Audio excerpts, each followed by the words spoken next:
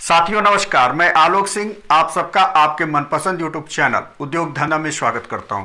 क्या आप ग्रामीण क्षेत्र में निवास करते हैं? आप सही उद्योग की तलाश में हैं, आप चाहते हैं कि कम पूंजी लगाएं और ज्यादा पैसे कमाएं, तो आज मैं आपको एक ऐसा बिजनेस आइडिया देने वाला हूं, न्यू बिजनेस आइडिया देने वाला हूं, जिसके माध्यम से कम पूंजी लगाकर आप बहुत ज्यादा पैसा कमा सकते हैं। अगर आपके पास पूंजी नहीं है तो सबसे बड़ी बात है आप वित्तीय सहायता और मार्जिन मनी सहायता का भी लाभ ले सकते हैं। तो चलिए इस बिजनेस को समझते हैं। इस बिजनेस का नाम है मोती पालन की इकाई, या मोती का उत्पादन करना या मोती की खेती करना, जिसको हम पल्स फार्मिंग भी कहते हैं। प्रधानमंत्री मोदी जी ने भी मोती उत्पादन के लिए काफी महत्व दिया, काफी प्राथमिकता दिया है। मोती के खेती को हम विस्तार से समझते हैं। इस विस्तार से समझने के लिए कुछ बिंदु है, उस पर हम चर्चा कर लेते हैं। नंबर 1, हमें मोती की खेती क्यों करना चाहिए? मोती की खेती का मार्केट में डिमांड क्या है? मोती की खेती की प्रक्रिया क्या क्या होती है? मोती की खेती के लिए हमें किन किन उपकरणों की सहायता होती है? और अगर हमारे पास मोती की खेती के लिए पैसे नहीं है तो शासन द्वारा हमें कौन कौन सी सहायता, कौन कौन से विभाग हैं जहां से हम मोती की खेती का प्रशिक्षण ले सकते हैं? मोती की खेती का अनुमानित लागत कितना होता है, लाभ क्या होने वाला है और आपका प्रॉफिट कितना होगा? कुछ सुझाव आपके लिए। तो कुल मिला के मोती की खेती के विस्तार से आपको जानकारी दे रहा हूं। इस बिजनेस को समझिए और सफल उद्यमी बनते हैं।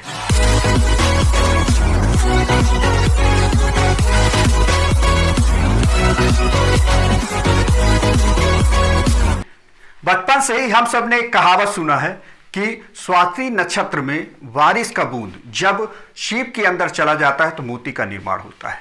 मतलब हर सीप को सौभाग्यशाली होना पड़ेगा मोती के उत्पादन के लिए। मतलब हर सीप जो है तो मोती का उत्पादन नहीं कर पाता। ये एक कठिन प्रक्रिया हो सकती है, जटिल प्रक्रिया हो सकती है, ये एक सौभाग्य की बात भी हो सकती है। लेकिन आज ये प्रक्रिया बहुत ही सरल है। हर सीप सौभाग्यशाली हो सकता है, क्योंकि आज के उत्पादन की प्रक्रिया में जिस हम मोती उत्पादन की प्रक्रिया कह रहे हैं वो हर सीप जो है तो मोती का उत्पादन कर सकता है और इस उत्पादन में आप अच्छा खासा पैसे कमा सकते हैं।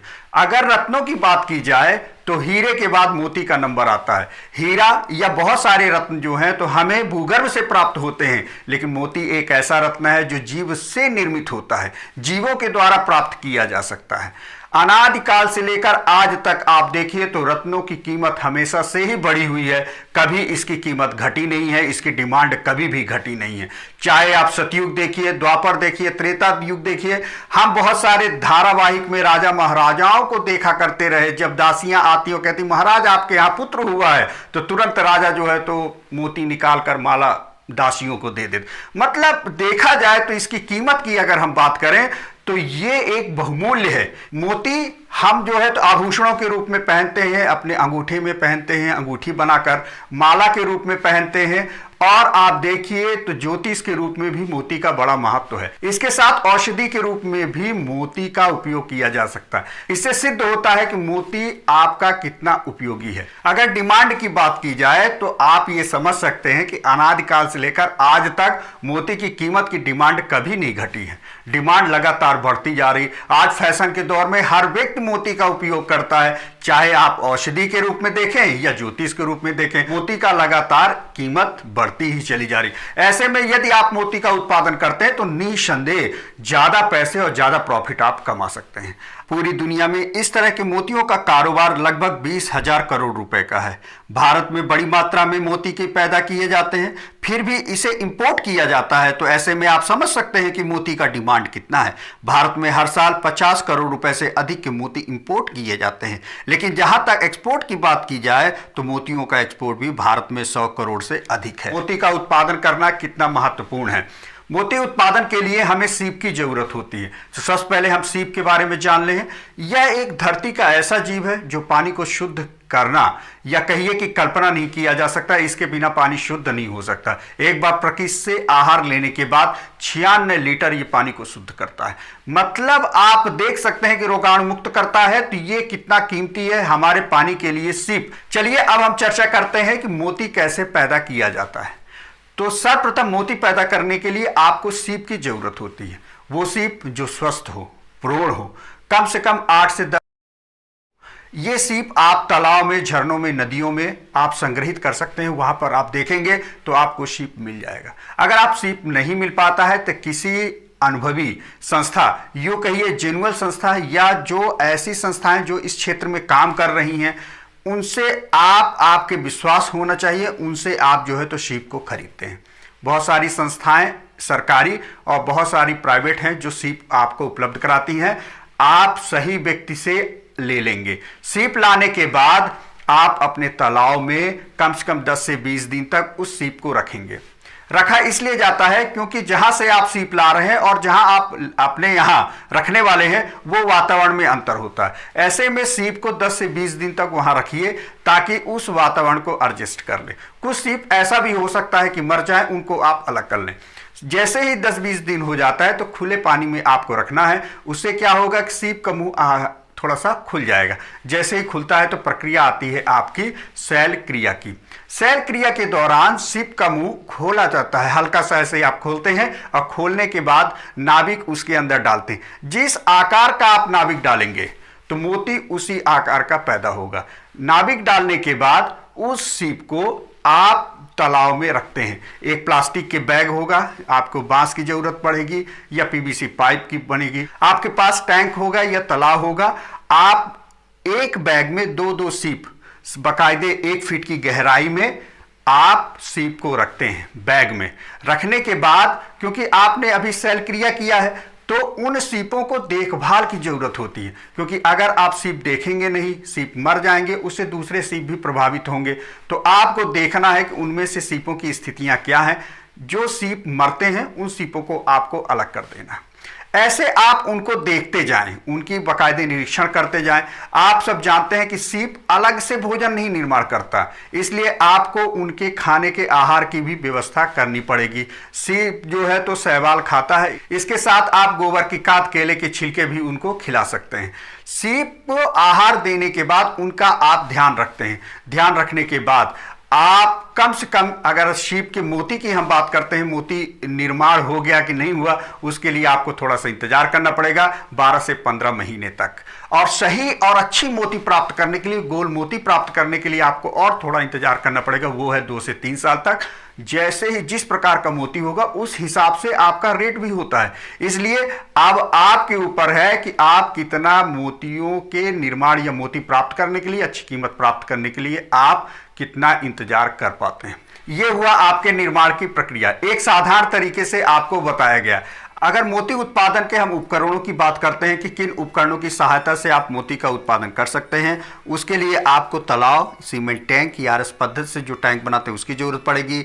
आपको सीप बनेगी, डिजाइनर जो न्यूक्लियस है उसकी जरूरत पड़ेगी, surgical kit, ammonia testing, pH testing जो आपकी किट है, प्लास्टिक की बैग, पीवीसी पाइप और बांस इत्यादि चीज़ों की आपको जरूरत पड़ेगी। इन चीज़ों की सहायता से आप मोती का उत्पादन कर सकते हैं।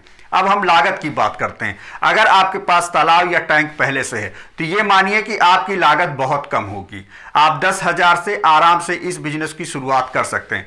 अगर आप बड़े स्तर पर करना चाह रहे हैं, वैसे तो मैं आपको एक छोटा सा सुझाव ये देना चाहूंगा कि अगर प्रारंभिक तौर पर आप पहली बार मोती का उत्पादन कर रहे हैं तो कम से कम लागत पे टेस्ट करिए अपने यहाँ और मोती का उत्पादन करिए। फिर बड़े स्केल पे आप काम करिए। और बड़े क्षेत्रों में अगर आप निवेश करना चाह रहे हैं, बड़े पूंजी लगाकर मोती का उत्पादन करना चाह रहे हैं, तो आपका 3 से 4 लाख रुपए की जरूरत होगी।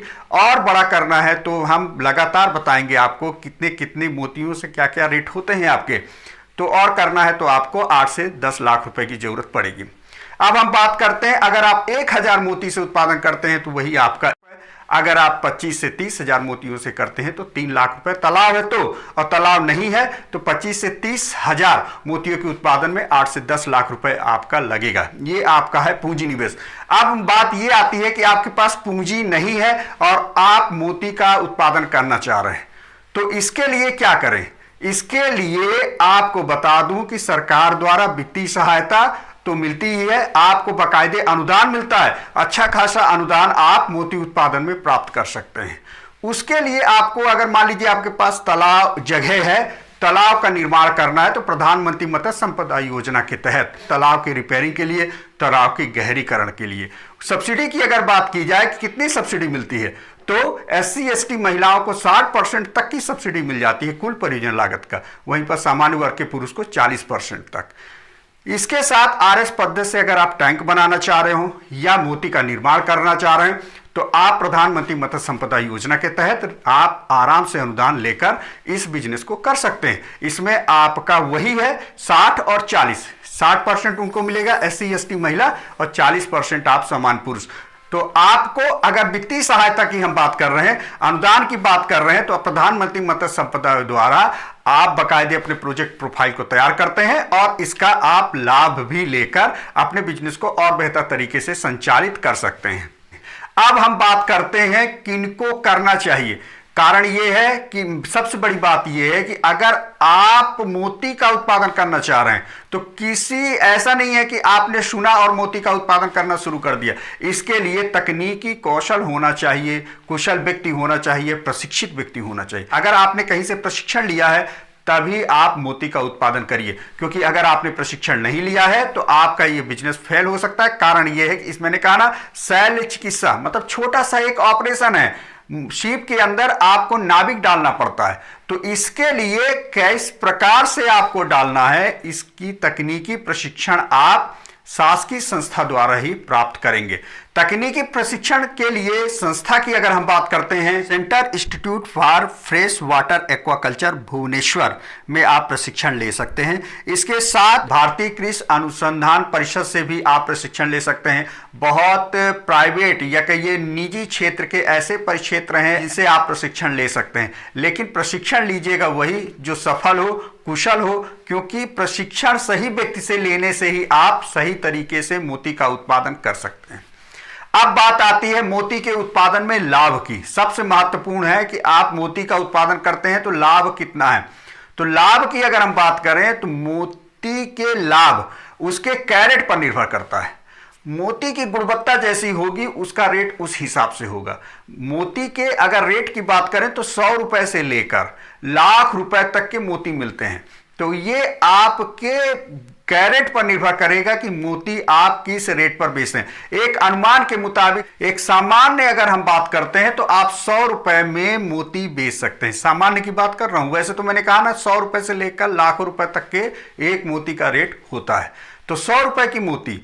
अब आपकी लागत की अगर हम बात करते हैं तो लागत आपके सीप और अन्य सभी चीजों को हम माने सभी चीजों को जोड़ दें तो 20 रुपए आता है और आप बेचते हैं 100 रुपए, मतलब एक मोती में आप आराम से 80 रुपए कमाते हैं। यहीं पर अगर मैं मानूं कि 30,000 सीपों से आप बिजनेस करते हैं तो 30,000 में मैं ये मानता हूं कि 5,000 सीप आपके मर गए, 25,000 सीप बचे। 25,000 सीप अगर आप 100 रुपए में भी बेचते हैं तो 25 लाख रुपए आप प्राप्त करते हैं। तो 10 लाख रुपए में सारे कटौतियां भी काट दूं तो 15 लाख रुपए आप अच्छे से पैसा कमाते, अच्छा खासा। तो इतना प्रॉफिट आज तक फार्मिंग के क्षेत्र में नहीं मिलता जितना आपको सीप उत्पादन में मिलता है। तो अच्छा खासा प्रॉफिट है, अच्छा खासा फायदा है। अब हम बात करते हैं कि सीप से आपने मोती तो प्राप्त कर लिया, इसको बेचेंगे कहां। तो बेचने के लिए आज के समय में दो है, एक तो है ऑनलाइन, ऑफलाइन। ऑफलाइन देखा जाए तो आपका अहमदाबाद मतलब हम देखें तो गुजरात, महाराष्ट्र, दिल्ली, मुंबई बड़े शहरों में ज्वेलरी है, ज्वेलरियों के आप बेच सकते हैं। स्थानीय स्तर पर ज्वेलरियों को भी आप बेच सकते हैं और इसकी डिमांड भी है। बहुत सारे ऐसे होते हैं जो एजेंट होते हैं, आप तक आते हैं और मोती लेकर चले जाते हैं। इसके साथ साथ ऑनलाइन कहा जाए तो अमेजॉन, फ्लिपकार्ट, बहुत सारे ऐसे साइट हैं जहां पे आप मोतियों को बेच सकते हैं। तो मोती बेचने में आपको कहीं भी दिक्कत नहीं होती। मैं एक सुझाव देना चाह रहा हूं, एक सुझाव आपके लिए। नंबर 1, बिना प्रशिक्षण के मोती का बिल्कुल भी बिजनेस ना करें, क्योंकि प्रशिक्षण लेना बहुत ज़्यादा जरूरी है। नंबर 2, इसके उत्पादन की अगर बात करें तो ये शरद ऋतु में होता है, मतलब अक्टूबर से लेकर दिसंबर तक में आप इसका काम कर सकते हैं। छोटे स्तर पर आप प्रारंभिक तौर पर इस बिजनेस को करेंगे। आशा करता हूं आपको वीडियो अच्छा लगा होगा। वीडियो में प्रधानमंत्री मत्स्य संपदा योजना के बारे में हमारी विस्तृत जानकारी, विस्तृत वीडियो बनी हुई है उस योजनाओं की, आप उस योजना को देख सकते हैं। इसके साथ साथ वीडियो को लाइक, सब्सक्राइब, शेयर करिए, दोस्तों तक भी पहुंचाइए, बिजनेस को शुरू करिए, कमेंट करिए और लाइक करिए। कमेंट जरूर करिए, बताइए कि आपको वीडियो कैसा है और क्या सुधार की जरूरत है। तो धन्यवाद, नमस्कार।